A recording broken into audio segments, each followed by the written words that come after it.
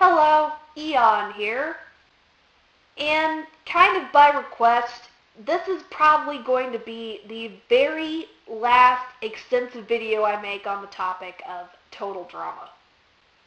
I'm going to give my overall opinions of Season 4, Total Drama Revenge of the Island. Before I start out with this, I'm just going to say this right now. About a month ago, I officially left the Total Drama fandom. And I can honestly say that I do not have the same frame of mind about this show that I did when I started making Total Drama Month. Some of my opinions have actually changed about it. So, this is going to be my honest, full-rounded opinion of Season 4.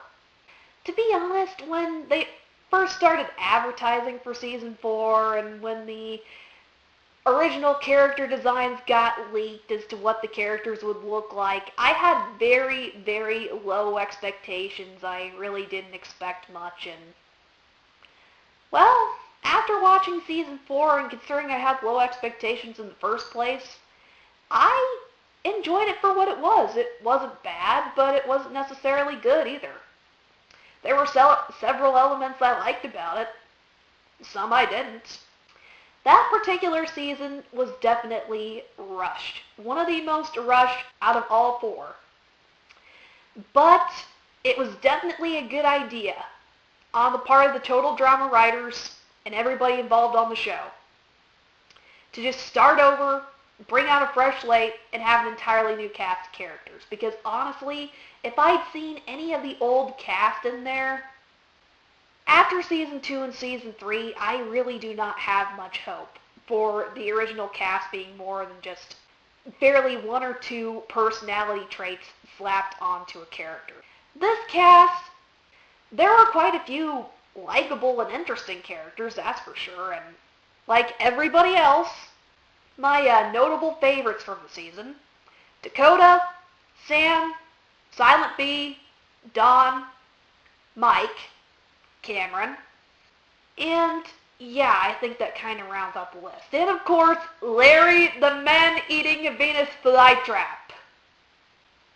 I'm very tentative to put Zoe to that list since, I'll just be honest, she really did not have much to her character, and it was kind of irritating hearing her say, if that's okay with you, it's just like, woman, become assertive already. And when she became assertive, it just went completely over the threshold. And, well, I can say that there's reason for her and Mike to be together. I guess they both have personality disorders of some sort. I honestly would say that Zoe developed a alternate personality, and we probably will be seeing more of Commando G.I. Zoe in later episodes or seasons. Because since she was a major fan favorite for Season 4, there is a definite possibility that she's going to make it into Season 5.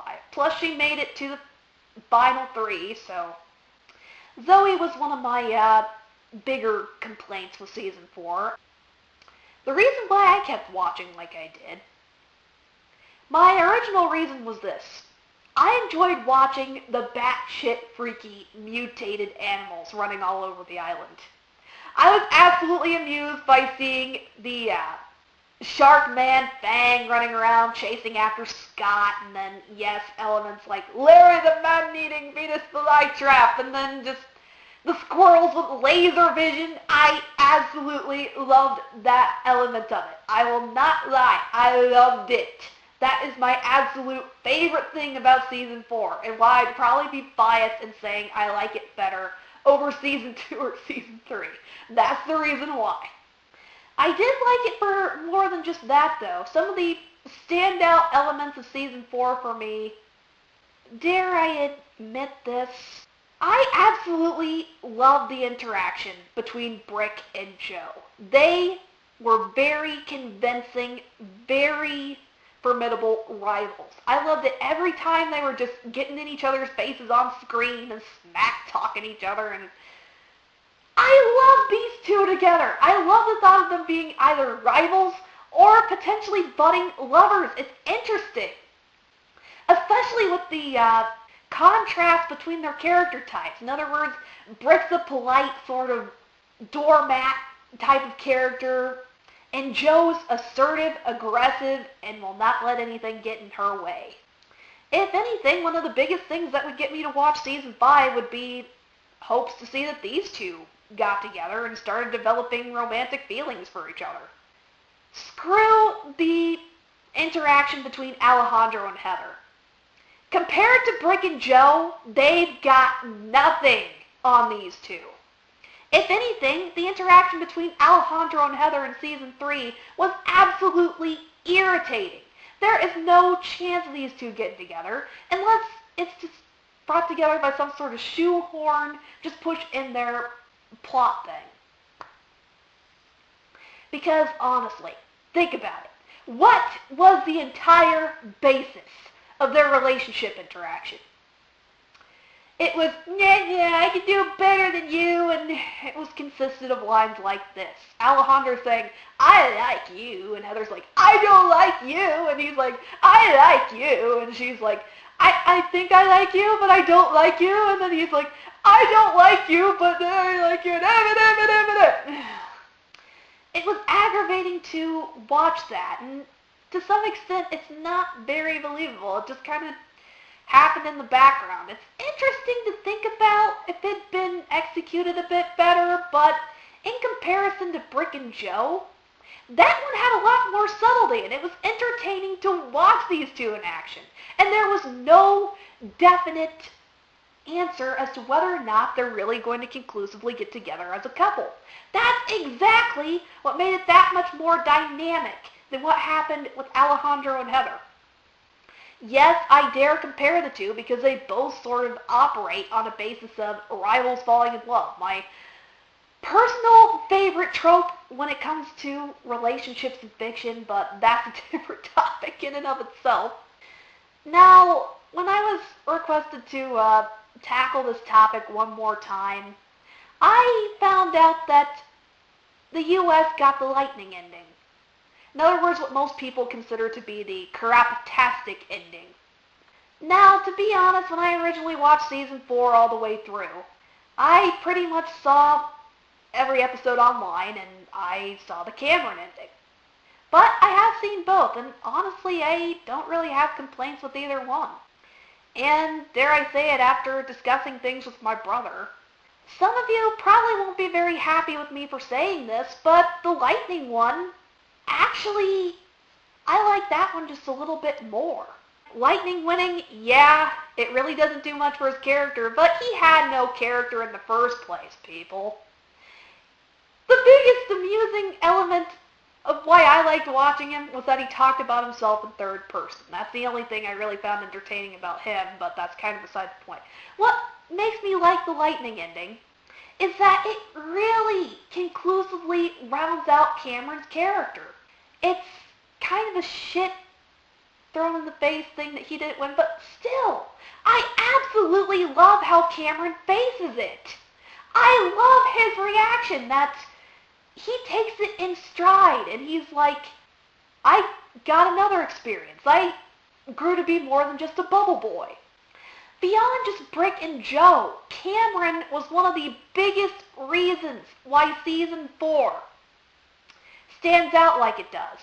Cameron is one of the few characters you can conclusively say has real character development on this show.